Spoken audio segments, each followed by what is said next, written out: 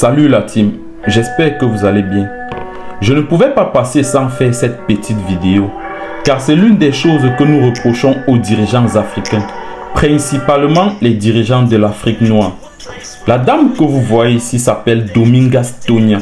Elle a représenté toute l'Afrique au championnat du monde.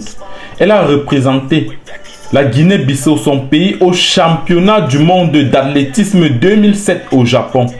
Juste 15 ans après, Domingas Tonia est obligée de tailler les pieds pour nourrir ses 3 enfants.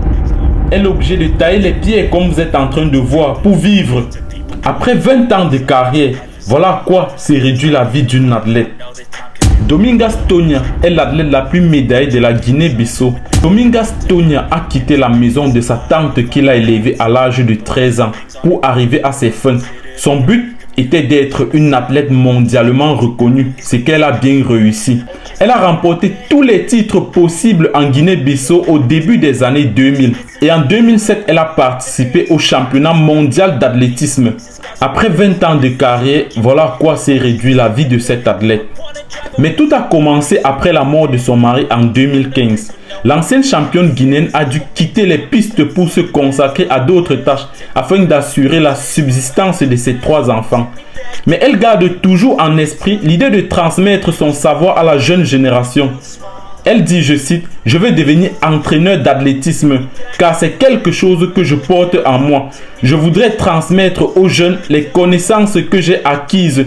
Je n'aimerais pas mourir avec mes connaissances juste pour moi. » Aujourd'hui, âgée juste de 39 ans, ce qui veut dire très loin de l'âge de la retraite, Domingas a encore les capacités de réaliser son rêve. Aujourd'hui, Domingas a 39 ans, ce qui veut dire loin de l'âge de la retraite. Mais elle a encore les capacités de réaliser son rêve. Son rêve qui est de transmettre à la jeune génération son savoir. Pourquoi est-ce que l'État ne lui permet pas cela? Pourquoi est-ce que l'État ne lui accorde pas ce dernier rêve? À 39 ans, elle a encore beaucoup à apporter à la jeune génération. Mais l'État ferme les yeux sur ce cas. Il s'agit ici d'un cas isolé. L'État peut facilement résoudre ce problème. Là, je n'indexe pas uniquement la Guinée-Bissau, mais ce genre de cas, on le trouve partout en Afrique subsaharienne.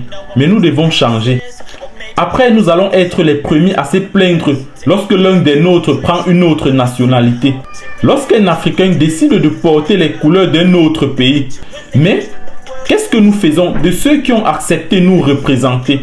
De ceux qui ont accepté porter les couleurs de nos pays, malgré les difficultés qu'elles rencontrent, elles ont accepté cela. Mais nous sommes les premiers à se plaindre lorsque l'un des nôtres décide de jouer pour un pays européen.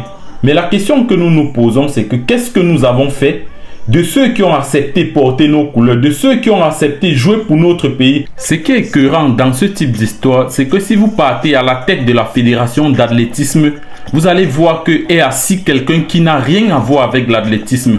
Vous allez voir qu'au ministère des Sports, dans les bureaux, c'est des gens qui n'ont jamais fait de sport. C'est des inaptes qui sont assis là-bas.